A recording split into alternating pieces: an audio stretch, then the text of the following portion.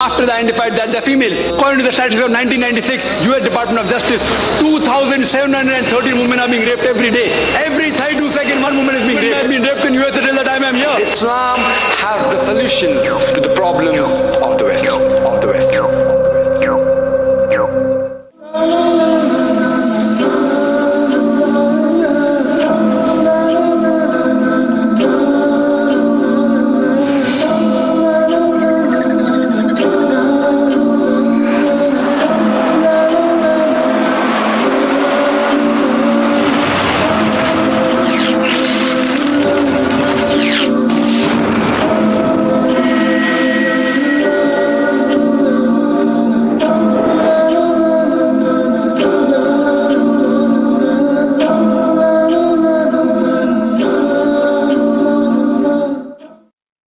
আসসালামু আলাইকুম ওয়া রাহমাতুল্লাহি ওয়া বারাকাতুহু।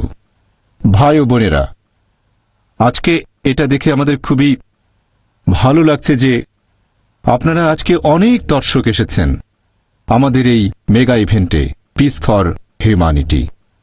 যখন শুরু করেছিলাম তখন এটা ছিল শুধুই স্বপ্ন। আজকে সেই স্বপ্ন বাস্তব হয়েছে, এজন্য আল্লাহকে অশেষ ধন্যবাদ। আমরা অভূতপূর্ব সাড়া পেয়েছি। চিন্তা করেন, এরকম একটা বিশাল মুসলিম উৎসব চলছে 10 দিন ধরে। এরকম সুযোগ আমরা জীবনে কতবার পাই, যেখানে মুসলিম এবং অমুসলিম ভাই ও বোনেরা একসাথে উপস্থিত হবেন এক ছাদের তলায়। আসলে আমরা সৌভাগ্যবান, আর এরকম সুযোগ দেওয়ার জন্য আমরা আল্লাহর কাছে কৃতজ্ঞতা জানাই। বর্তমানে পৃথিবীর যে অবস্থা, তাতে করে আমাদের মতে তরুণ সমাজকে আদর্শ শিক্ষা দেওয়া উচিত, হোক সে ইসলাম ধর্মের অনুসারী বা অন্য যে কোনো ধর্ম। আমাদের জানতে হবে পৃথিবীর সর্বময় প্রভুকে। ইসলাম ধর্মের একজন অনুসারী হিসেবে আমার মতে আমাদের সবার দায়িত্ব হল বর্তমান তরুণ সমাজের মধ্যে ইসলাম ধর্মের আদর্শকে ছড়িয়ে দেয়া। পাশাপাশি আমাদের সবার মধ্যে থাকবে সাম্প্রদায়িক সম্প্রীতি, যাতে করে সামগ্রিকভাবে পৃথিবীর কল্যাণ হয়।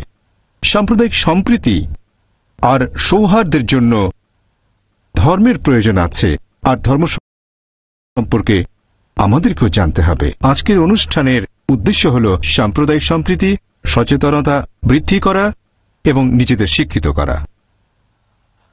লেকচার শুরুর আগে আমি ভাই আশরাফকে অনুরোধ করব ডক্টর জাকির নায়েকের সংক্ষিপ্ত পরিচিতি তুলে ধরার জন্য। ধন্যবাদ। ডক্টর জাকির নায়েক একজন প্রশিক্ষণপ্রাপ্ত মেডিকেল ডাক্তার হলেও তিনি পরিচিত বিখ্যাত একজন আন্তর্জাতিক বক্তা হিসেবে ইসলাম ও কম্পারেটিভ রিলিজিয়নের উপর। ডক্টর জাকির ইসলাম সম্পর্কে বিভিন্ন ভুল ধারণাগুলো দূর করার চেষ্টা করেন পবিত্র কোরআন, সহিহ হাদিস এবং অন্যান্য ধর্মগ্রন্থের সাহায্যে। এই ধর্মগ্রন্থগুলো থেকে হুবহু উদ্ধৃতি দেওয়ার পাশাপাশি তিনি ব্যবহার করেন বিজ্ঞান আর অকট্য যুক্তি। লেকচার শেষে প্রশ্নোত্তর পর্বে দর্শকদের চ্যালেঞ্জিং প্রশ্নের উত্তরে নিখুঁত বিশ্লেষণ আর অকট্য যুক্তিতে দেয়া জবাবের জন্য তিনি বেশ জনপ্রিয়। তিনি বিভিন্ন দেশে লেকচার দিয়েছেন, যেমন America, Canada, England, Saudi Arabia, আরব আমিরাত, অস্ট্রেলিয়া, দক্ষিণ Africa, Botswana, Malaysia, Singapore, Hong Kong, Thailand, Guyana, এরকম পৃথিবীর বিভিন্ন দেশে। এছাড়া ভারতেও তিনি অনেক লেকচার দিয়েছেন। শেখ আহমেদ দিদাত, যিনি ইসলাম ও কম্পারেটিভ রিলিজিয়নের উপর বিশ্বখ্যাত একজন বক্তা, তিনি ডক্টর জাকির নায়েককে টাইটেল দিয়েছেন দিদাত প্লাস। ডক্টর জাকির নায়েককে আন্তর্জাতিক বিভিন্ন টিভি চ্যানেলে নিয়মিতভাবেই দেখা যায় পুরো পৃথিবী জুড়ে 150টারও বেশি দেশে। তার 100-রও বেশি লেকচার, বিতর্ক আর সিম্পোজিয়াম ডিভিডি আকারে বাজারে পাওয়া যায়। তিনি ইসলাম ও কম্পারেটিভ রিলিজিয়নের উপর বেশ কয়েকটা বই লিখেছেন। তাহলে এখন আপনাদের সামনে আসছেন ডক্টর জাকির নায়েক। আজকে তার লেকচারের topic the purpose of creation.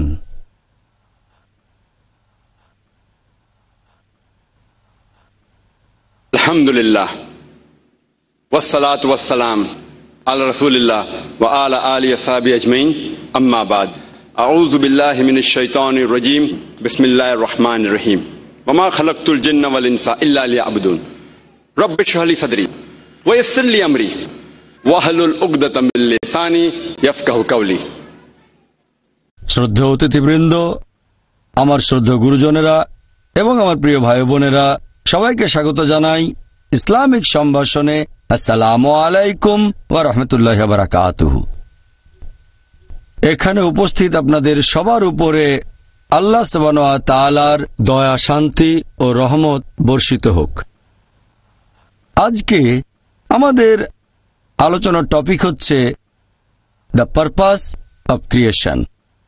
এই প্রশ্নটা যে সৃষ্টির পেছনে উদ্দেশ্যটা কি, এটা প্রত্যেক মানুষেরই মাথাতে অন্তত জীবনে একবার আসবে। হতে পারে সেই লোক ধনী অথবা গরিব, রাজা অথবা প্রজা, কালো বা সাদা, হলুদ বা বাদামি। সে থাকতে পারে আমেরিকায় বা ইংল্যান্ডে, অথবা থাকতে পারে ভারতে বা সৌদি আরবে। এই প্রশ্নটা পৃথিবীর প্রত্যেক মানুষের মাথাতেই জীবনে অন্তত একবার উঁকি দিয়ে যাবে। আমাদের কেন সৃষ্টি করা হয়েছে? আমরা এই পৃথিবীতে কেন?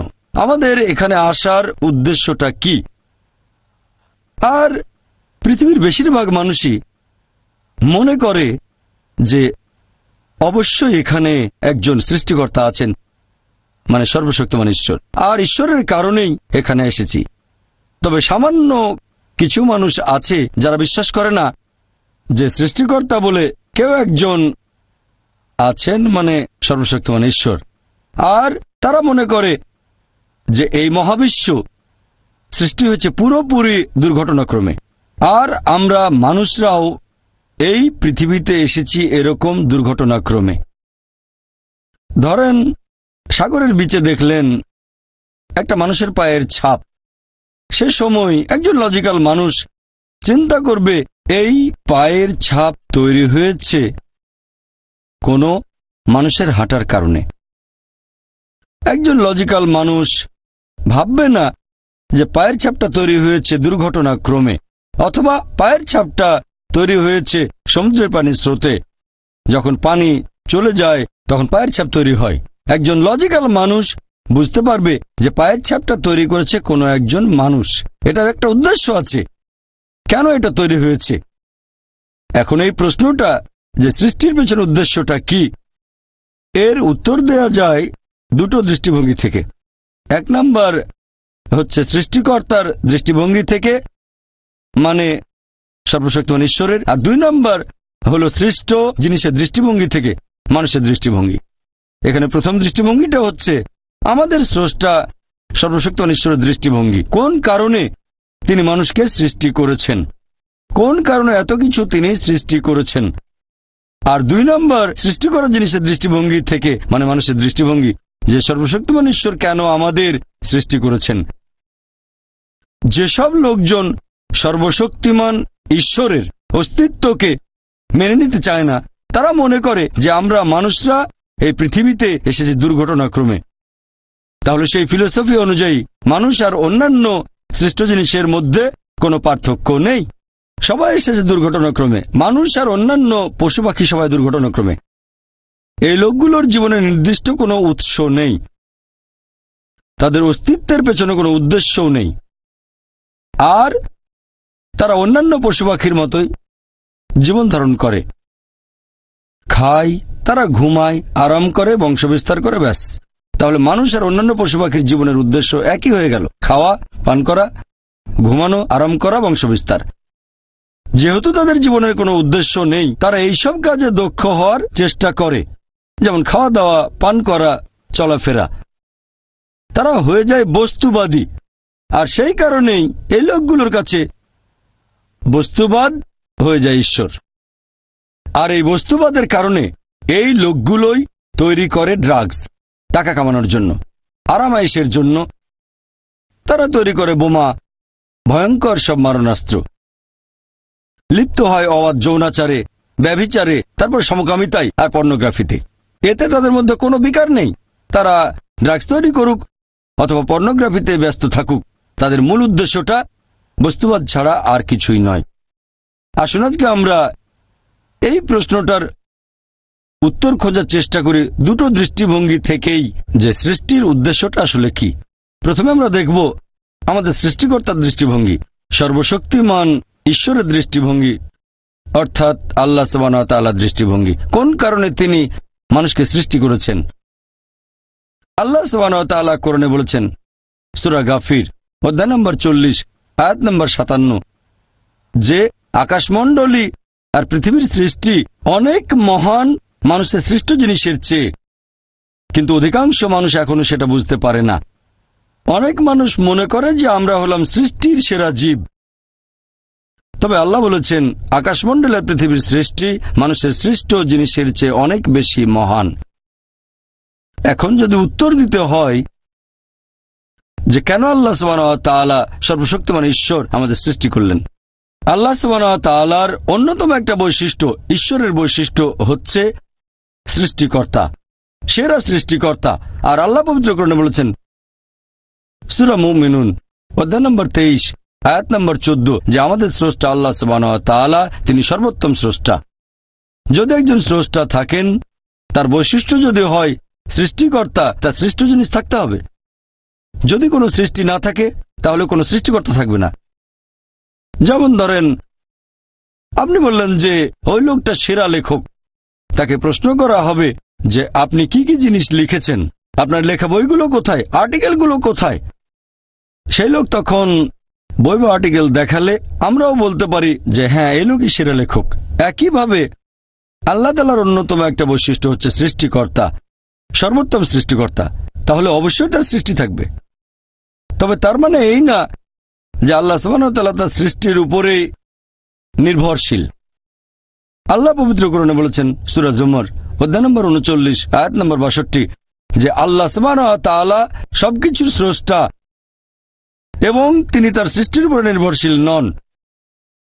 তিনি এগুলোর উপর নির্ভর করেন না, তবে তার সৃষ্টি জিনিসগুলো তার উপর অবশ্যই নির্ভর করে।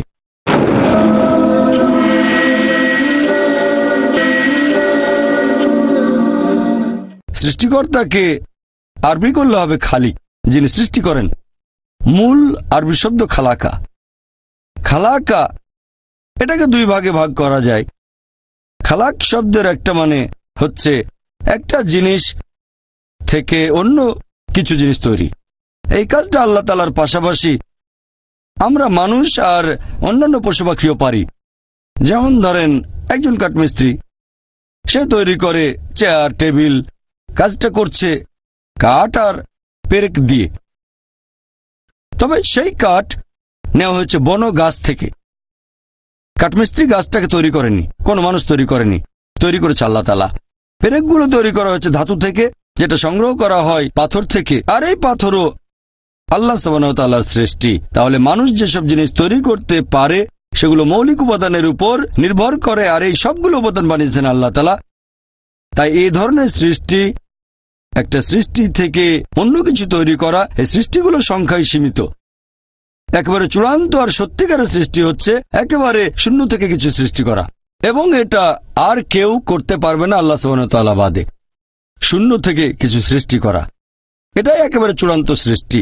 কোন সৃষ্ট জিনিস এটা তৈরি করতে পারবে না, পারেন যিনি সৃষ্ট নন আল্লাহ সুবহানাহু ওয়া তাআলা, যিনি বিশ্বজগতের স্রষ্টা।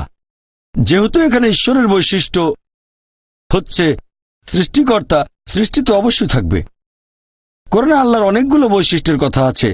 যেমন ধরেন তাকে বলা হয়েছে আর রহমান, আর রহিম, আল গাফির, পরম দয়ালু, দয়াময়, যিনি ক্ষমা করেন। মানুষ জাতির সৃষ্টিটা একেবারে আলাদা সৃষ্টি। আমরা মানুষ, আমাদের স্বাধীন ইচ্ছা আছে। আমরা আল্লাহ তাআলার নির্দেশ মেনে চলতে পারি, আবার নাও মানতে পারি।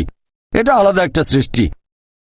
আর যেহেতু আল্লাহ তাআলাকে মান্য অথবা অমান্য করার ক্ষমতা আমাদের আছে, তাই আমরা মাঝে মধ্যে পাপ কাজ করতে পারি। আর যেহেতু মানুষ পাপ করতে পারে, তাই আল্লাহ সুবহানাহু ওয়া তাআলার একটা বৈশিষ্ট্য, তিনি ক্ষমা করে দেন। তিনি দয়াময়, পরম দয়ালু, পাপ ক্ষমা করেন। যদি আমাদের কোনো স্বাধীন ইচ্ছা না থাকতো, তাহলে আল্লাহ সুবহানাহু ওয়া তাআলার সব নির্দেশ মেনে চলতাম, আর ফেরেশতাগণের সাথে আমাদের কোনো পার্থক্য থাকতো না। ফেরেশতাগণ আল্লাহ সুবহানাহু ওয়া তাআলার সৃষ্টি, তবে তাদের কোনো স্বাধীন ইচ্ছা নেই। তারা আল্লাহ সুবহানাহু ওয়া তাআলার সব নির্দেশই মেনে চলেন, কারণ তাদের কোনো স্বাধীন ইচ্ছা নেই। তবে মানুষের স্বাধীন ইচ্ছা আছে, আর স্বাধীন ইচ্ছার কারণেই আল্লাহ সুবহানাহু ওয়া তাআলার দয়া, আল্লাহ সুবহানাহু ওয়া তাআলার করুণা, আল্লাহ সুবহানাহু ওয়া তাআলার ক্ষমা আমরা দেখতে পারি। আরও একটা বৈশিষ্ট্য আল্লাহ সুবহানাহু ওয়া তাআলার পবিত্র কোরআনে আছে, তিনি ভালোবাসেন। আর আল্লাহ সুবহানাহু ওয়া তাআলা পবিত্র কোরআনে অনেক জায়গায় বলেছেন যে আল্লাহ তাদের ভালোবাসেন যারা তাকে বিশ্বাস করে, যারা ধৈর্যের সাথে অপেক্ষা করে, ন্যায়নিষ্ঠ কাজ করে, ধর্ম পালন করে, যারা ধৈর্যশীল আর অধ্যবসায়ী হয়, যারা তার কাছে আসে এবং যারা তাকে বিশ্বাস করে। আল্লাহ পবিত্র কোরআনে বলেছেন সূরা আলে ইমরান অধ্যায় নম্বর 3 আয়াত নম্বর 31, আল্লাহ বলছেন সর্বশেষ ও চূড়ান্ত নবী মুহাম্মদ সাল্লাল্লাহু আলাইহি সাল্লামকে, তাকে বলছেন যে বলো, যদি আল্লাহকে ভালোবাসো আমাকে অনুসরণ করো, আল্লাহ তোমাদের ভালোবাসবেন আর তোমাদের অপরাধ ক্ষমা করবেন। আমাদের নবীকে নির্দেশ দিয়েছেন স্রষ্টা আল্লাহ সুবহানাহু ওয়া তাআলা মানুষকে বলার জন্য যে আল্লাহকে ভালোবাসলে তোমরা আমাকে অনুসরণ করবে, মানে নবীকে। আল্লাহ সুবহানাহু ওয়া তাআলা তোমাদের ভালোবাসবেন আর তোমাদের অপরাধ ক্ষমা করবেন। এরকম একটা হাদিস মুহাম্মদ সাল্লাল্লাহু আলাইহি সাল্লামের আছে তিরমিজিতে, আর এই হাদিসটাকে সহিহ বলেছেন শেখ নাসিরউদ্দিন আলবানী, সহিহ তিরমিজি হাদিস নাম্বার 3540। সেখানে প্রিয় নবী মুহাম্মদ সাল্লাল্লাহু আলাইহি সাল্লাম বলেছেন, যদি আল্লাহর কাছে যাও, আল্লাহ বলেছেন যদি আমার কাছে আসো আমি তোমাদের ডাকে সাড়া দেব, আর যদি তোমরা ক্ষমা প্রার্থনা করো আমি তোমাদের ক্ষমা করব। যদি তোমাদের পাপ আকাশের মেঘ ছুঁয়ে যায় তারপরও ক্ষমা করব। যদি তোমাদের পাপ এই পৃথিবীর মতো আকারে বিশাল হয় তারপরও আমি তোমাদের ক্ষমা করার জন্য প্রস্তুত থাকব, যদি আমার কাছে ক্ষমা প্রার্থনা করো আর আমার সাথে কাউকে শরিক না করো। তার মানে আপনি যে পাপই করেন, যদি আল্লাহর কাছে ক্ষমা প্রার্থনা করেন, আন্তরিকভাবে অনুশোচনা করেন, যদি আল্লাহ তাআলার সাথে অন্য কাউকে শরিক না করেন, শিরক না করেন, আল্লাহ সুবহানাহু ওয়া তাআলা আপনাকে ক্ষমা করবেন। আল্লাহ সুবহানাহু ওয়া তাআলার আরেকটা বৈশিষ্ট্য, তিনি করুণাময়। আমাদের প্রিয় নবী মুহাম্মদ সাল্লাল্লাহু আলাইহি ওয়াসাল্লাম বলেছেন, এটা আছে সহিহ মুসলিমে খণ্ড নম্বর 4 হাদিস নম্বর 6765। আমাদের নবী বলেছেন যে তোমরা সঠিক কাজগুলো করো, সবচেয়ে ভালো কাজগুলো তোমাদের সাধ্যে যতখানি কুলায়, আর ভালো থাকো। সঠিক কাজ করবে যতখানি সাধ্যে কুলায় আর সুখে থাকবে। কারণ কোনো মানুষই শুধুমাত্র তার কাজ দিয়ে বেহেশতে যেতে পারবে না। তখন একজন সাহাবা বললেন যে আপনার ক্ষেত্রে কি রাসূলুল্লাহ? নবী বললেন, আমিও যেতে পারবো না, আমিও বেহেশতে যেতে পারবো না যদি না আল্লাহ তাআলা আমাকে দয়া আর করুণা করেন। আল্লাহ তাআলার দয়া, করুণা আর ক্ষমা আমার সাথে না থাকলে আমিও বেহেশতে যেতে পারবো না। তাহলে আমরা বুঝতে পারলাম যে আল্লাহ সুবহানাহু ওয়া তাআলার করুণা ছাড়া কেউ বেহেশতে যেতে পারবে না। আল্লাহ সুবহানাহু ওয়া তাআলা পবিত্র কোরআনে বলেছেন সূরা আনাম অধ্যায় নম্বর 6 আয়াত নম্বর 160, আল্লাহ বলেছেন যে তুমি কোনো সৎ কাজ করলে আমি সেটা তোমার হিসেবে 10 গুণ করে দেব, আর যদি কোনো অসৎ কাজ করো সেটাকে মাত্র একবারই ধরব, কারণ আল্লাহ কারো সাথে জুলুম করেন না। তাহলে আমরা বুঝতে পারছি যদি কোনো ভালো কাজ করেন, আল্লাহ সুবহানাহু ওয়া তাআলা কোরআনে বলেছেন তিনি আপনার হিসেবে সেটা করে দেবেন 10 গুণ। যদি কোনো খারাপ কাজ করেন সেটাকে একবারই ধরা হবে। তার মানে যদি হিসেবটা এভাবে করা হতো যে ভালো কাজের জন্য 1 পয়েন্ট, খারাপ কাজের জন্য 1 পয়েন্ট, কোন রকম গুণ ছাড়া ভালো কাজগুলোর, তাহলে একজন মানুষও বেহেশতে যেতে পারত না। এটা আল্লাহ সুবহানাহু ওয়া তাআলার করুণা যে তিনি ভালো কাজগুলোকে কয়েক গুণ বাড়িয়ে পুরস্কারটাকে আরো বৃদ্ধি করেন, সেজন্য বেহেশতে যেতে পারবেন। তার মানে এই না যে কাজের কোনো গুরুত্ব নেই, কাজের গুরুত্ব অবশ্যই আছে, তবে আল্লাহর করুণা আরো গুরুত্বপূর্ণ। আল্লাহর করুণা না পেলে বেহেশতে যেতে পারবেন না। আল্লাহ বাড়িয়ে দেন, তবে আপনাকেও ভালো কাজ করতে হবে। যদি ভালো কাজের পরিমাণ 0 হয়, সেটাকে 10 লক্ষ দিয়ে গুণ করেন আপনি, সেটা হবে 0। তাহলে কাজ অবশ্যই গুরুত্বপূর্ণ, তবে আল্লাহ সুবহানাহু ওয়া তাআলার করুণা ছাড়া কোনো মানুষই বেহেশতে যেতে পারবে না। এগুলোই হলো আল্লাহর বৈশিষ্ট্য, যে তিনি দয়াময়, দয়ালু, ক্ষমাশীল, ভালোবাসেন আর করুণাময়। এই সব কিছু আমাদের স্রষ্টা আল্লাহ সুবহানাহু ওয়া তাআলার বৈশিষ্ট্য। এরকম আরো একটা বৈশিষ্ট্য, একেবারে চূড়ান্ত সুবিচার। আর আল্লাহ সুবহানাহু ওয়া তাআলার রয়েছে ইলমে গায়েব। মানুষ জন্মানোর আগেই তিনি জানেন কখন মানুষটা জন্ম নেবে, সে ভালো কাজ করবে নাকি খারাপ কাজ করবে, সে মেনে চলবে আল্লাহ সুবহানাহু ওয়া তাআলার নির্দেশগুলো নাকি অমান্য করবে। আল্লাহ জানেন, তিনি জানেন যে সেই মানুষটা বেহেশতে যাবে নাকি দোজখে যাবে, জান্নাতে না জাহান্নামে যাবে, আল্লাহ জানেন। তবে আল্লাহ যদি এরকম করতেন, যখনই একজন মানুষ জন্মালো অথবা জন্মানোর আগেই তাকে বেহেশতে পাঠিয়ে দিলেন যার বেহেশতে যাওয়া উচিত, আর তাকে দোজখে পাঠালেন যার দোজখে যাওয়া উচিত, যে মানুষগুলো বেহেশতে গেছে তারা হয়তো আপত্তি করবে না, তারা বলবে ভালো, আলহামদুলিল্লাহ, আমাদের আল্লাহ বেহেশতে পাঠিয়েছেন, সমস্যা নেই। তবে যাদেরকে দোজখে পাঠানো হবে তারা অবশ্যই আপত্তি জানাবে যে আপনি তো আমাদের কোনো সুযোগই দেননি আল্লাহ, কোনো পরীক্ষা ছাড়াই আমাদের দোজখে পাঠিয়ে দিলেন। আল্লাহ সুবহানাহু ওয়া তাআলা সবসময়ই করেন সুবিচার। আল্লাহ পবিত্র কোরআনে বলেছেন সূরা নিসা অধ্যায় নম্বর 4 আয়াত নম্বর 40, আল্লাহ সুবহানাহু ওয়া তাআলা কারোর সাথে অনুপরিমাণও জুলুম করেন না। সেই কারণে আল্লাহ সুবহানাহু ওয়া তাআলা মানুষকে এই পৃথিবীতে পাঠান। যদি আল্লাহ সুবহানাহু ওয়া তাআলার নির্দেশগুলো মেনে চলেন তাহলে পরীক্ষায় পাশ করবেন, তা না হলে ফেল করবেন। অনেকে জিজ্ঞেস করতে পারে যে ঈমানের অন্যতম একটা স্তম্ভ, সর্বশেষ স্তম্ভ কদর অর্থাৎ নিয়তি সম্পর্কে। আর আল্লাহ পবিত্র কোরআনে বলেছেন সূরা সাজদা অধ্যায় নম্বর 32 আয়াত নম্বর 12, আল্লাহ বলেছেন যেসব মানুষ হবে দোজখের অধিবাসী, শেষ বিচারের দিনে তারা কোনোভাবেই আল্লাহ তাআলার বিচারে আপত্তি জানাতে পারবে না। উল্টো তারা বলবে, সেদিন সব অপরাধীরা তাদের মাথা নিচু করে রাখবে আর বলবে আমাদের ক্ষমা করুন। তারা কোনো আপত্তি জানাবে না, শুধু বলবে যে আমাদের আরেকটা সুযোগ দিন, আমাদের আরো একবার এই পৃথিবীতে পাঠান, সেইবার আমরা অবশ্যই হব বিশ্বাসী। তবে আল্লাহ তো জানেন, তিনি যদি আরেকবার এদেরকে এই পৃথিবীতে কখনো পাঠান তাহলে তার আগের স্মৃতিগুলো কিছুই থাকবে না, দোজখের স্মৃতি তাদের মনে থাকবে না। আল্লাহ ভালো করেই জানেন তারা সেই আগের ভুলগুলো আবারও করবে। এ কথা কোরআনে বলা হয়েছে সূরা আনাম অধ্যায় নম্বর 6 আয়াত নম্বর 28, যদি এই লোকগুলোকে আবার পৃথিবীতে পাঠানো হয় তারা আবারও সে একই ভুল করবে, কারণ তারা মিথ্যাবাদী। তাহলে আল্লাহ এটা আগে থেকেই জানেন যে এই লোকগুলোকে যদি আবার পৃথিবীতে পাঠান, যদি স্মৃতি মুছে ফেলা হয় দোজখে তারা যা কিছু দেখেছিল, তাহলে আবার একই ভুল করবে। এবার কদরের প্রসঙ্গে আসি। কদর হলো ঈমানের 6 নম্বর স্তম্ভ, যে আল্লাহ সুবহানাহু ওয়া তাআলা, আমরা মুসলিমরা মানি যে আল্লাহ লিখেছেন কদর অর্থাৎ নিয়তি। অনেকে এখানে আপত্তি জানায়, অনেক লোক এভাবে প্রশ্ন করে, মুসলিম অমুসলিম অনেকেই বলে আল্লাহ তো সবকিছু নিয়তি লিখে রেখেছেন যে অমুক লোক ভালো হবে না খারাপ হবে, সে কাউকে খুন করবে কি করবে না, বা কাউকে ধর্ষণ করবে কিনা, অথবা চুরি করবে কিনা, অথবা ভালো কাজ করবে কিনা, সে বেহেশতে যাবে নাকি দোজখে, সবকিছু আগেই লেখা থাকলে আমরা কি করব? এখানে কার দোষ? যদি কাউকে খুন করি, আল্লাহ আমার কদরে লিখেছেন, আমি খুন করবো আর করে ফেললাম, এই দোষটা কার? দোষ তো আল্লাহর। তাহলে আমাকে দোজখে পাঠানো হবে কেন? আর এটা খুবই লজিক্যাল প্রশ্ন। এই প্রশ্নের উত্তরে বলবো, আমাদেরকে এই কদর বা নিয়তির ধারণা আগে বুঝতে হবে যে আল্লাহ সুবহানাহু ওয়া তাআলা আগে থেকে লিখে রেখেছেন একটা মানুষ কখন জন্মাবে, তারপরে সে কোন দেশে জন্মাবে, কখন মারা যাবে, কোন দেশে মারা যাবে।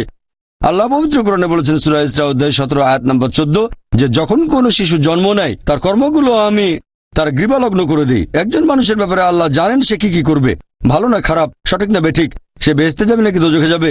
তবে আল্লাহ সুবহানাহু ওয়া তাআলার আছে ইলমে গায়েব।